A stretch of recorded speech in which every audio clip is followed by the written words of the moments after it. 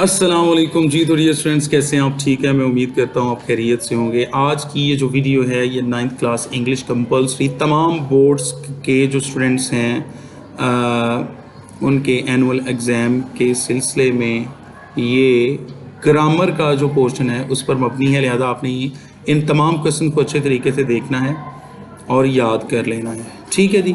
और इंशाअल्लाह लदीद ये गारंटी है कि अगर आप ये क्वेश्चन अच्छे तरीके से प्रिपेयर कर लेंगे तो आपके पेपर में जितने भी क्वेश्चन आएंगे वो इन्हीं में से होंगे, इनसे बाहर नहीं हो सकते, ठीक है। तो पहला जो क्वेश्चन है ये पढ़ते हैं। 15th स्टेटमेंट है और ये प्योर ग्रामर के 5 मार्क्स की है, ठीक है। ये कम वेज को 50 के करीब सेंटेंसेज हैं, ये आपने एज इट इज ऐसे याद कर लेने हैं। और ये रूल्स हैं। पहला सेंटेंस है how cold the night is के बाद ये आपको एक छोटी सी निशानी नजर आ रही है, एक साइन। ये साइन जिस सेंटेंस के लास्ट पे आ जाए उसे आपने एक्सक्लेमेटरी सेंटेंस कहना है। मुझे लगता है कि बैटरी डाउन हो गई। नो, 50% है, ठीक है, अभी काम चल जाएगा। नेक्स्ट सेंटेंस है यू डैश बी पंचुअल, ठीक है। तो पंचुअलिटी की बात है तो ये जब आप जो कोई बंदा पंचुअल नहीं है तो आप जब उसे ऑर्डर देंगे तो उसमें एम्फसिस होगा, तो आप हर हाल में उसे पंचुअलिटी का जो ऑर्डर है वो देना चाह रहे हैं, लिहाजा यहाँ पे मस्ट इस्तेमाल होगा। यू मस्ट बी पंचुअल, आपको लाजमी तौर पे पंचुअल होना चाहिए। नेक्स्ट जी, I could not tolerate his stinging remarks. अब स्टिंगिंग वर्ड है और ये फेल की चौथी फॉर्म है और ये क्या बन रहा है, ये एडजेक्टिव बन रही है, ठीक है। किसी की खूबी या खामी बन रही है। रिमार्क्स कैसे? रिमार्क्स चुभने वाले रिमार्क्स, ठीक है। तो फेल की चौथी फॉर्म जब एडजेक्टिव का आप रोल प्ले करें तो इसे हम प्रेजेंट पार्टिसिपल कहते हैं। क्लियर?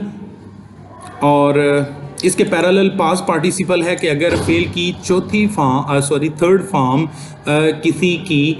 किसी नाउन की प्रोनाउन की खूबी या खामी बयान करे तो उसे पास्ट पार्टिसिपल कहते हैं। तो ये दोनों जो रूल्स हैं ये आपने अच्छे तरीके से तैयार कर लेने हैं। नेक्स्ट है जी, if you had studied hard you would have succeeded in your examination. This sentence is an example of. ये याद रखें कि जब सेंटेंस में इफ़ आ जाए तो वो कंडीशनल हो जाता है। अब आपने देखना है हैड के बाद अगर थर्ड फॉर्म सेंटेंस के अंदर इस्तेमाल हुई है तो ये थर्ड कंडीशनल है। फर्स्ट फॉर्म इस्तेमाल होगी तो फर्स्ट कंडीशनल, सेकंड फॉर्म या वाजवर इस्तेमाल होगा तो सेकंड कंडीशनल, और थर्ड फॉर्म इस्तेमाल होगी तो थर्ड कंडीशनल। ये उसूल याद रख लें, ठीक है जी।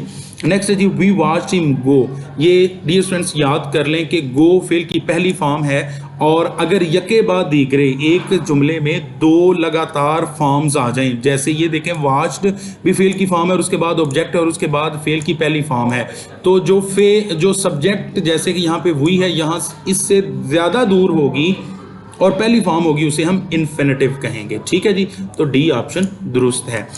इन्फिनेटिव की दो निशानियां हैं, एक ये है कि टू के बाद फेल की पहली फॉर्म भी इन्फिनेटिव होगी और दूसरा ये कि सेंटेंस में दो वर्ब्स आ जाएं और वो वर्ब जो सब्जेक्ट से दूर है, ठीक है, और वो फर्स्ट की फेल की वर्ब की फर्स्ट फॉर्म है तो वो भी इन्फिनेटिव होगा। देखिए वॉच्ड सब्जेक्ट के करीब है और गो फर्स्ट फॉर्म है और सब्जेक्ट से दूर है, लिहाजा ये क्या होगा, इन्फिनेटिव होगा।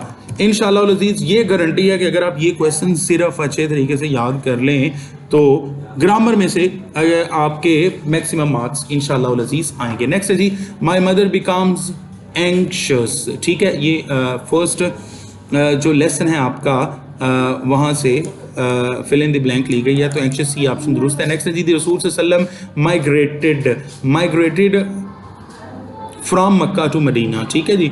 तो ये दो चीज़ों का वो हो रहा है। माइग्रेटेड के बाद जो प्रेपोजिशन है वो फ्रॉम आती है, ये आप उसूल याद रख लें, ठीक है। आगे जी, we are studying English. English एक सब्जेक्ट का नाम है और ये प्रॉपर नाउन है, लिहाजा इससे पहले ए एन दी में से कोई आर्टिकल नहीं आएगा। जो प्रॉपर नाउन होता है उससे पहले आर्टिकल नहीं आता, तो none of these option is correct one, okay.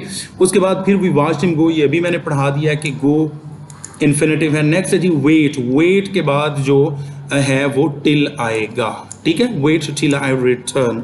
Next देखते हैं जी, she has resolute faith Allah, तो फेथ इन होता है, फेथ इन अल्लाह, तो डी ऑप्शन दुरुस्त है। नेक्स्ट है जी, I dash you to ride my bike if you like. अब देखें सेंटेंस में इफ आ गया तो ये कंडीशनल सेंटेंस, और उसके बाद फर्स्ट फॉर्म ऑफ वर्ब आ गई तो ये फर्स्ट कंडीशनल है। तो फर्स्ट कंडीशनल में आपको पता है एक हिस्से में प्रेजेंट इंडेफिनिट और दूसरे हिस्से में फ्यूचर इंडेफिनिट होता है। तो प्रेजेंट इंडेफिनिट तो ये हो गया, तो फ्यूचर इंडेफिनिट में विल या शैल के बाद फिल की पहली फॉर्म आती है, लिहाजा विल या शैल के बाद फिल की पहली फॉर्म वाला ऑप्शन दुरुस्त होगा, तो वो ये है। Clear, C option. नेक्स्ट है police disperse the crowd. Crowd को अंडरलाइन किया और इसके बारे में पूछा जा रहा है कि what's the underline word is. ये काउंटेबल है, मटेरियल है, कलेक्टिव है, प्रॉपर नाउन है, ये क्या भला है? तो ये सिंपल सा है, एक ही तरह की चीज़ों पर बोले जाने वाला जो लफ्ज होता है, एक ही तरह की एक से ज़्यादा चीज़ों पर बोले जाने वाला जो लफ्ज होता है उसे हम क्या कहते हैं? Collective noun. कलेक्टिव नाउन, ये सी ऑप्शन दुरुस्त है। Next the moment which is loss for ever. The underline word is R slash N. Which underline word है और इसका वो पूछ रहा है कि ग्रामर की रूह से ये क्या इंडेफिनिट है, रिफ्लेक्टिव है, पॉजेसिव है या रिलेटिव प्रोनाउन है। तो डियर फ्रेंड्स ये बात याद रखें, हु, हुज, हुम, दैट, विच, ये 5 अल्फाज जब भी जुमले के दरमियान में आ जाए तो ये रिलेटिव प्रोनाउन होते हैं, और अगर और कहीं आ जाए तो वो मैं नहीं बता सकता क्योंकि फिर आपका जो कंसेप्ट है वो थोड़ा सा डिस्टर्ब हो जाएगा। विच, दोबारा बता दूं, विच रिलेटिव प्रोनाउन है, provided that when this word comes in between the sentence or in between the words or in the center or in the middle of a sentence, then it is called basically the relative pronoun. Next है जी who is dash। तो who is क्या है? who is है responsible। responsible is a correct adjective which we are supposed to fill with here in the sentence. So next है जी the shoe is pressing on my toe. तो on my toe ये क्या है? ये है preposition phrase because these words have been started with the first word which is a preposition. Okay. तो next है जी some are born great. 16 number statement में पढ़ रहा हूँ। तो सम जो वर्ड है ये क्या है? तो डियर फ्रेंड्स मैं आपको बता दूँ, some, someone, somebody, no, no one, nobody, anyone, anybody, और क्या है? और भी कुछ होंगी प्रोनाउंस वगैरह। तो ये जो प्रोनाउंस हैं इन्हें हम कहते हैं indefinite pronouns. Some, someone, somebody, no, no one, nobody, any, anyone, anybody, every, everyone, everybody. ठीक है, ये जो प्रोनाउंस है इन्हें इंडेफिनिट प्रोनाउंस कहते हैं। नेक्स्ट है जी पेशेंस।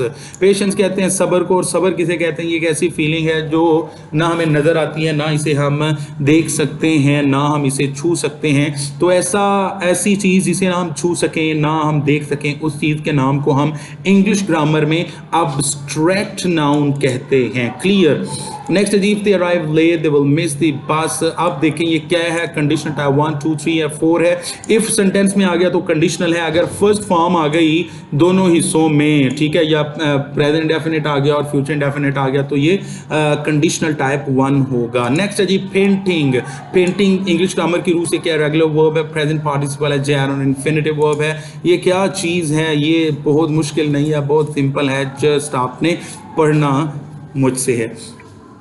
पेंटिंग बेसिकली फेल की चौथी फॉर्म है, और ये बात याद रखें कि फेल की चौथी फॉर्म जब भी सेंटेंस के अंदर सब्जेक्ट बने या ऑब्जेक्ट बने, या जुमले के शुरू में आ जाए या जुमले के आखिर में आ जाए और एज अ नाउन फंक्शन करे तो इसे हम जैरन कहेंगे। ठीक है जी। तो कौन सा ऑप्शन दुरुस्त हुआ? सी ऑप्शन, ये ऑप्शन दुरुस्त है। ठीक है, पेंटिंग क्या है? जैरन है। नेक्स्ट है जी सम। सम क्या है? इंडेफिनिट प्रोनाउन है, मैंने पहले आपको बता दिया। Some, someone, somebody, no, no one, nobody, any, anyone, anybody. ठीक है, तो ये इंडेफिनिट प्रोनाउन है। और उसके बाद है he spoke very loud. Very जो है ये शिद्दत को बयान करता है, बहुत ज़्यादा। ठीक है, तो ये जो है ये डिग्री होती है, शिद्दत डिग्री को कहते हैं। ठीक है, adverb of degree, very, much, more. ठीक है, ये इस तरह की चीज़ें होती हैं। Next the moment which is loss for ever. Which क्या है? ये रिलेटिव प्रोनाउन है। नेक्स्ट है जी क्राउड। क्राउड क्या है? क्राउड क्या है हमारे पास? ये कलेक्टिव नाउन है। नेक्स्ट जी valour. Valour, valour, valour, valour कहते हैं जुर्रत को, हौसले को। ना यहाँ हमें जुर्रत नज़र आती ना हौसला नज़र आता है। ठीक है, तो ये अब्स्ट्रैक्ट नाउन है। ठीक है जी। नेक्स्ट है जी हमारे पास he is fond of driving. Fond of के बाद जो फेल की चौथी फॉर्म आती है उसे भी हम जेरन कहते हैं, क्योंकि फेल की चौथी फॉर्म है और ये जुमले में ऑब्जेक्ट बन रही है। Next she has her birthday. सितंबर महीनों के नाम से पहले जो है हम ऑन लगाते हैं इस सूरत में कि उसके बाद डेट आए। ठीक है जी। She has her birthday on September 11, ठीक है। नेक्स्ट है जी nobody, nobody फिर indefinite pronoun है, ठीक है, ये सी ऑप्शन दुरुस्त है। नेक्स्ट है जी I know the woman whose child, ठीक है, ये whose जो है ये पोजेसिव है, तो पोजेसिव डिग्री इधर लगेगी, ठीक है। पोजेसिव केस, ये तीन केस होते हैं प्रोनाउंस के, सब्जेक्टिव केस होता है, पोजेसिव केस होता है और ऑब्जेक्टिव केस होता है, ठीक है। तो ये पोजेसिव केस हैं whose, तो इस वजह से ये यहाँ पे आएगा। कहाँ पे गया ये, अब हम थोड़ा सा इसे स्क्रॉल अप कर ले। नेक्स्ट है जी Ali ran at a great speed, ran ran verb है और उसके बाद जो चंद अल्फाज एक फ्रेज की सूरत में इसके मीनिंग में क्वालिफाई कर रहे हैं, इजाफा कर रहे हैं, तो उसे हम कहेंगे फ्रेज, तो ये बन जाएगी एडवर्ब फ्रेज। तो ऑप्शन कौन सा दुरुस्त है, बी। हाउ एवर कंपैरिजन के लिए इस्तेमाल होता है। क्लियर, पेशेंस, ये क्या है, एब्स्ट्रैक्ट नाउन है, ठीक है। द सनफ्लावर्स नॉडेड, ये जो सूरजमुखी के फूल होते हैं ये कभी भी ऐसे नहीं करते, मतलब ये ऐसे इंसान करते हैं। जब इंसानों के काम गैर जानदार अशिया करें तो उसे हम कहते हैं पर्सोनिफिकेशन। समझ आ गई। अगर हम कहें the flame is dancing in the room, मतलब जो शोला है वो कमरे के अंदर डांस कर रहा है, तो डांस तो इंसान करते हैं, बेजान चीज़ है शोला, वो तो डांस नहीं करता। लेकिन चूंकि ये खूबी किसी राइटर ने, किसी लिखारी ने, किसी पोइट ने, किसी तखय्युल वाले ने किसी बेजान चीज़ को दे दिया, तो इंग्लिश ग्रामर में या ग्रामर में हम इसे कहते हैं पर्सोनिफिकेशन, ठीक है। Next is fond of cooking, cooking fail की चौथी फॉर्म है और ये जुमले में ऑब्जेक्ट बन रहा है और आखिर पर आ रहा है और एज अ नाउन यूज हो रहा है, लिहाजा हम इसे कहेंगे जैरन, ठीक है जी। नेक्स्ट है this is very informative seminar, seminar noun है और इससे पहले एक वर्ड आ गया जो सेमिनार को इजाफा के मीनिंग में इजाफा कर रहा है कि कैसा सेमिनार, सेमिनार ऐसा कि जो मीनिंग में जो मालूमात अफजा हो, मालूमात देने वाला हो, तो इसे हम कहेंगे एडजेक्टिव। क्या, एडजेक्टिव, ठीक है जी। इसी तरह जी आगे है she is leaving, Saqib is leaving Friday, तो दिनों के नाम से पहले जो प्रेपोजिशन आती है वो आती है on. Clear, on Friday, in Friday नहीं कहेंगे, एट फ्राइडे नहीं कहेंगे, by Friday, from Friday, no, on Friday, ठीक है। व्हाट अ ब्यूटीफुल पेंटिंग, ये पेंटिंग के बाद जो निशान है ये निशान याद कर लें, जिस जगह पर भी हो, जिस सेंटेंस में भी हो, उसे हम एक्सक्लेमेटरी सेंटेंस कहेंगे, तो डी जवाब दुरुस्त है। Next is they can play, they can stay, stay वो ठहर सकते हैं, वेयर दे आर, जहां पर वो हैं, ठीक है। तो वेयर, वेयर क्या है, ये एडवर्ब है और एडवर्ब किसका है, where are you. For example अगर आपसे कोई पूछता है आप कहाँ हैं, तो आप जगह का नाम बताएंगे, मैं स्कूल में हूँ, मैं मार्केट में हूँ, मैं कार में हूँ, मैं बस में हूँ, मैं एयरप्लेन में हूँ, और तो वेयर के जवाब में हमेशा जगह आती है, लिहाजा इसे एडवर्ब ऑफ प्लेस कहते हैं। क्लियर। नेक्स्ट है जी the injured, the injured, injured basically first form of verb नहीं है, ये थर्ड फॉर्म ऑफ वर्ब है, और जब थर्ड फॉर्म ऑफ वर्ब किसी नाउन से पहले आ जाए या किसी प्रोनाउन के बाद आए और उसको क्वालिफाई करे, उसके मीनिंग में इजाफा करे, तो उसे हम कहते हैं पास्ट पार्टिसिपल, ठीक है जी। और अगर फेल की चौथी फॉर्म किसी नाउन या प्रोनाउन के मीनिंग में इजाफा करे तो उसे कहते हैं present participle. Clear.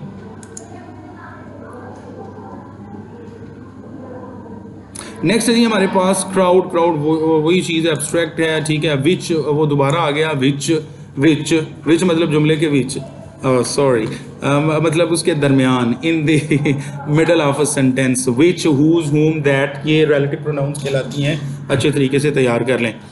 Why don't you go along, along के साथ हमेशा जो प्रपोजिशन आती है वो विद आती है, या आपने अच्छे तरीके से तैयार कर लेनी है और याद भी कर लेनी है। जी नेक्स्ट जी he came when night had fallen, when, जो व्हेन है ये एडवर्ब ऑफ टाइम है, जैसे कि हम आपसे सवाल करते हैं अक्सर भेजते स्टूडेंट्स से, when did you come here, आप यहाँ कब आए, तो व्हेन कब आए, तो कब किसका जवाब देता है, टाइम का।